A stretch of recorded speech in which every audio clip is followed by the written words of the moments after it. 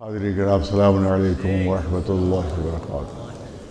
قال اللہ تبارک و تعالی فی کتاب الحکیم وهو اصدق الصادقین انا فتحنا لک فتحا مبینا صدق اللہ العلی العظیم۔ ایک صلوات اور بھیج دیں محمد۔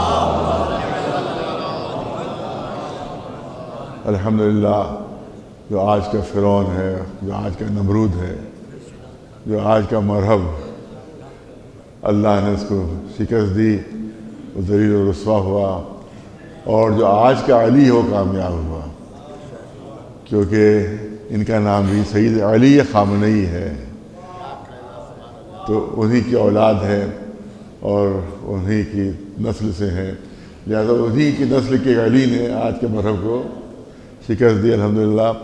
اور وہی جو اعلان کر رہا تھا کہ تم لوگ ہنگامہ بچاؤ، قبضے کرو، میں پہنچ رہا ہوں میں تمہاری مدد کے لیے پہنچ رہا ہوں۔ اللہ کا شکر ہے کہ وہ اپنی مقصد میں کامیاب نہیں ہو سکا، اور وہی جو وہاں کے جو شاہ وہاں سے بھاگ چکا تھا اور جو وہاں کے اس کا بیٹا پناہ لیے ہوئے تھا، اس کو آگے بڑھا رہا تھا کہ اس کو حکومت ملے گی، یہ جا کر حکومت کرے گا۔ آخر میں کہنا پڑا کہ یہ حکومت کے لائق نہیں ہے، میں اس کی کوئی مدد نہیں کروں یعنی وہی مسئلہ ہے کہ جن پر تکیہ تھا وہی پتے ہوا دینے لگے۔ جو کہہ رہا تھا کہ اس کو ہم بٹھا دیں گے خامنئی صاحب کی جگہ پر، آیت اللہ خامنئی کی جگہ پر اس کو بٹھائیں گے، یہ جا کر وہاں پر حکومت کرے گا، وہاں عوام کی مدد کرے گا، وہی جو بٹھانا چاہتا تھا وہ اسی کہنا پڑا کہ یہ حکومت کے لائق نہیں ہے، میں اس کی کوئی مدد نہیں کروں گا۔ اور آپ دیکھیں کس طرح سے ذلیل رسوا کہ خبریں یہاں کے انڈین میڈیا آ رہے صاحب، وہ خامنئی صاحب نے اپنا بستر باندھ لیا ہے، بالکل اپنے بستر باندھ لیا ہے اور اپنے حصہ کو تک پہنچا دیا، بس معطلا وہ بھاگنے والے ہیں، فرار کرنے والے ہیں۔ تو خامنئی صاحب تو وہاں جمے رہے، جو تمہارا غلام نیتنیاہو تھا وہی بھاگا، اور خود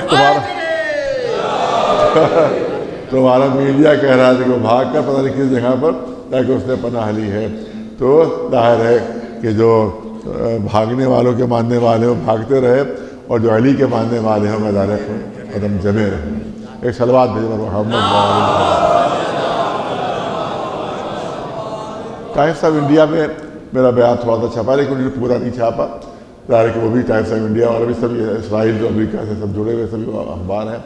تو میں نے اس میں یہی کہا تھا کہ جو پروٹیسٹ ہو رہے تھے ان کی بنیاد تھی مہنگائی، کہ مہنگائی کی بنیاد پر جو تھی پبلک جو تھی باہر آئی تھی، لیکن اس کو سمجھنا چاہیے کہ مہنگائی کی بنیاد کیا ہے۔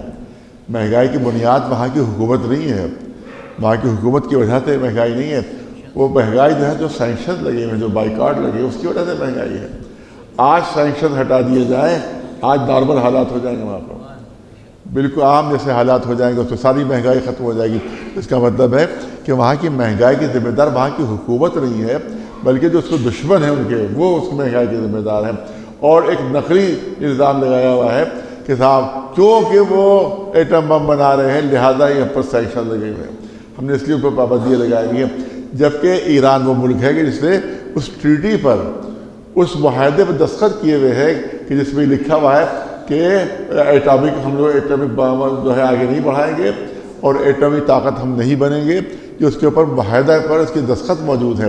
سوال یہ ہے کہ جو کہہ رہا، میں نے اس پر کہا اسے نہیں لکھا، یہ اس نے نہیں لکھا، اس لیے مجھے بیان کرنا پڑا ہے۔ میں نے کہا جو کہہ رہا ہے معاہدے پر دستخط کیے ہوئے ہیں کہ ہم ایٹم بم نہیں بنائیں گے، اس کا تو بائیکاٹ کر رہے ہو، اس پر تو سینکشن لگائے ہوئے ہو، اس سے کہہ رہے کوئی کاروبار نہیں، اور جنہیں ایٹم بنا لیے ہیں، جنہیں ایٹم بم بنا لیے ہیں ان کی پوری مدد کر رہے ہو۔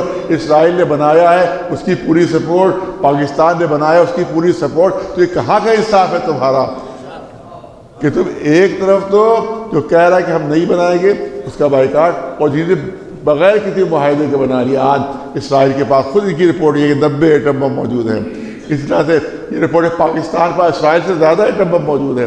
اور میں نے اس پہ کہا کہ پوری تاریخ ایران کی اٹھا کر دیکھ لیجئے کہ کبھی ایرانی حکومت نے کسی ملک پر حملہ نہیں کیا، ان کی ہسٹری یہ ہے کہ کبھی کسی ملک پر حملہ نہیں کیا، تو ان پر جو پابندی لگی ہوئی، اور جس پاکستان نے ہندوستان پر 3 مرتبہ حملہ کیا اس کو ایٹم بم بنانے کی اجازت مل گئی ہے۔ تو اس سے بڑی ناانصافی کیا ہوتی ہے؟ میں نے کہا بالکل غنڈہ گردی اور دھاندلی ہے، اس کے علاوہ اور کچھ نہیں ہے۔ آپ دیکھیں کہ صدام وہاں عراق کے لیے کہا کہ صاحب ہم بہت بڑے بڑے ہتھیار ایسے موجود ہیں جو ہزاروں کو مار دیں گے، اسی بہانے حملہ کر دیا اور اس کے بعد وہاں کے بعد کچھ نہیں نکلا۔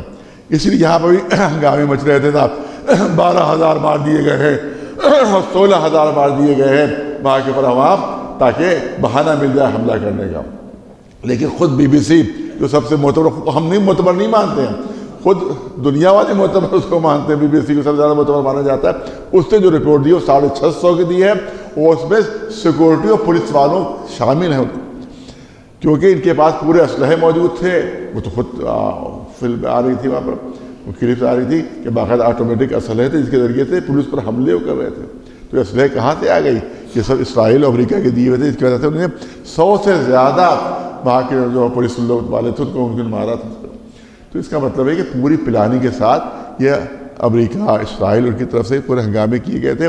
اور جو جس چیز کو یہاں میڈیا نے کئی جگہ دیکھا اس میں کہ ارے صاحب تم یہاں بابری مسجد کی لو رہے ہو، وہاں 300 مسجدیں جلا دی گئی۔ یہاں کا میڈیا اچھل رہے تھے، خوشی میں اچھل رہے تھے، خوشی میں اچھل رہے تھے، ارے صاحب تم بابری ایک مسجد کی لو، وہاں تو 500 مسجدیں جلا دی گئی، اور تم یہاں پر حجاب کے لیے اور پردے کے لیے ہنگامہ کر رہے ہو، اور وہاں عورتیں اپنا حجاب جلا رہی ہیں، وہ اپنا برقع جلا رہی ہیں۔ آپ یاد رکھیں کہ یہی بازی جو تھی وہ الٹ گئی، یہیں سے بازی الٹ گئی، پوری بازی الٹ گئی، کیونکہ وہاں جو لوگ مہنگائی کے لیے باہر نکلے تھے وہ مہنگائی کے لیے پروٹیسٹ کر رہے تھے، اسلام کے خلاف نہیں نکلے تھے، وہ مسجدوں کے خلاف نہیں نکلے تھے، وہ قرآن مجید کے خلاف نہیں نکلے تھے، وہ پردے کے خلاف نہیں نکلے تھے۔ جب انہی عوام نے دیکھا کہ یہ تو اس میں تو ہمارے دشمن جو وہ شامل ہو گئے، جو اسلام کے دشمن شامل ہو گئے، تو پورا مجمع ہٹ گیا، سڑکیں خالی ہو گئیں۔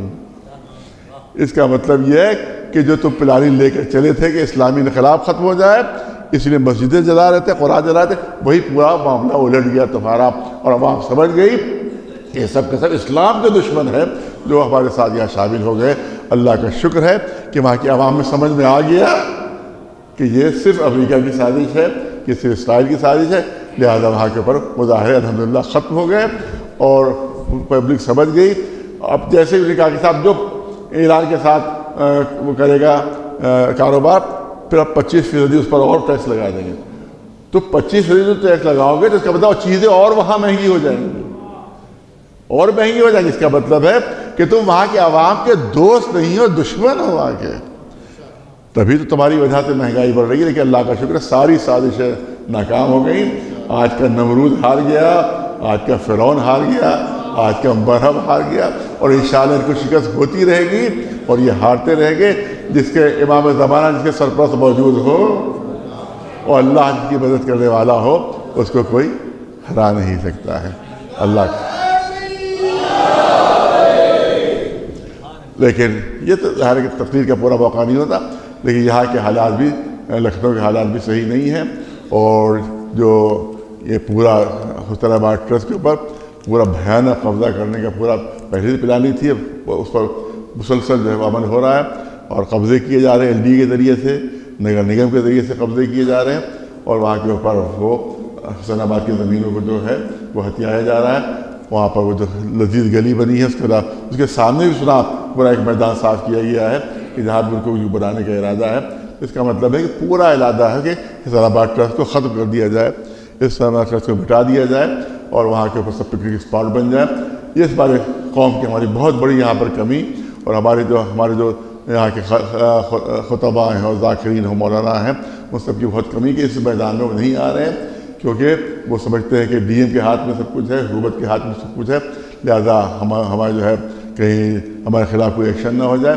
تو یہ بہت بڑی ایک کمی ہے، جس کی وجہ سے وہاں پر بہت زبردست نقصان ہو رہا ہے۔ یہ ساری زمینیں حسین آباد ٹرسٹ کی زمینیں، اس کے ڈاکیومنٹس ہمارے پاس موجود ہیں۔ یہ گول دروازے تک حسین آباد کی پوری زمین ہے، اور حسین آباد کے بعد جو ہے وہ وقف وزیر بیگم ہے کہ جس کی وہاں پر زمینیں ہیں، جس پر سب کے سب قبضے کر دیے گئے۔ وہاں کے اوپر اس سے پہلے حکومت نے LDA نے بہت بڑے وہاں پر کوارٹر بنا کر، بہت بڑی بلڈنگیں بنا کر سب کے سب بیچ ڈالے، اور پورے حسین آباد کی زمین پر قبضہ کیا. اب حسین آباد کی 1 انچ زمین بھی حسین آباد کے پاس نہیں ہے. سب پر یا تو LDA قبضہ ہے یا نگر نگم کا قبضہ ہے. اور عالم یہ ہے کہ کربلاؤں میں شرابیں پی جا رہی ہیں. عالم یہ ہے کہ چھتوں کے اوپر امام باڑوں کے لوگ گندگی پھیلا رہے ہیں. لیکن ہماری قوم سے ہماری اپیل ہے کہ اپنی جو سو رہے جو حضرات، خاص طور سے جو اپنے کو بادشاہوں کی اولادیں کہتے ہیں، مجھ سے گزارش ہے کہ اس میدان میں آگے انشاءاللہ آج 7 بجے ہم لوگ چلیں گے وہاں کے اوپر اور جہاں پر دیکھیں گے کہاں کہاں پر اس طرح کی تعمیرات ہو رہی ہے اس سلسلے میں، اور وہاں کے اوپر ہم جا کے دیکھیں. ہم نے لیٹر بھیجا ہے، یہاں پریزیڈنٹ آف انڈیا کو میری طرف سے لیٹر گیا ہے، یہاں کے گورنر کو گیا ہے، اور وزیر اعظم صاحب کو گیا کہ یہاں کے اوپر نگر نگم کے اوپر اور یہاں کے LDA پر روک لگائی جائے اور حسین آباد کی زمینیں ان کے قبضے میں وہ آزاد کر کے ہمیں دلوائی جائے. یہ ہمارا لیٹر جا چکا ہے. لیکن خالی لیٹر سے فائدہ نہیں ہوگا، اس میں ہم کو میدان میں بھی آنا پڑے گا. خالی خطوط سے فائدہ نہیں ہوگا. جب تک میدان میں عمل میں ہم نہیں آئیں گے اس وقت تک ہمیں کامیابی نہیں ملے گی. یا 7 بجے انشاءاللہ ہم لوگ سب مل کر چلیں گے اور جگہوں میں دیکھا جائے گا کہ جہاں پر LDA کے ذریعے سے اور نگر نگم سے ناجائز قبضے ہو رہے ہیں. آج شام کو 7 بجے علماء انشاءاللہ اس پروگرام کو لے کر آگے بڑھیں گے. آپ ہمارا ساتھ دیجیے. خاص طور سے جو راج فیملی کے لوگ ہیں وہ ثابت کریں کہ ہاں واقعی اور بادشاہ کی اولاد ہے، ورنہ ثابت ہو جائے گا کہ بھئی وہ کسی اور کی اولاد ہو سکتے ہیں، بادشاہوں کی اولاد نہیں ہو سکتی. لہٰذا اس سے بھی گزارش ہے وہاں ڈرے نہیں. امام زمانہ ہمارا ساتھ، لہٰذا کوئی DM کا نہ خطرہ ہے، نہ SSP کا خطرہ ہے، نہ کمشنر کا خطرہ ہے. میدان عمل میں آ گیا ہے. انشاءاللہ امام زمانہ کی مدد بھی رہے گی اور اللہ کی مدد تو ہمارے شامل حال ہے. نعرہ تکبیر، نعرہ تکبیر، نعرہ رسالت، نعرہ رسالت، نعرہ حیدری، نعرہ حیدری. لبیک یا حسین، لبیک یا حسین، لبیک یا مہدی، لبیک یا مہدی. صلوات بر محمد و آل محمد علیہ السلام. ایک دعا کی درخواست ہے کہ ایک مرد مومن ہے اشو میاں، ان کی والدہ کی طبیعت ناساز ہے، تو سب کے لیے آپ دعا فرمائیں حق محمد والے.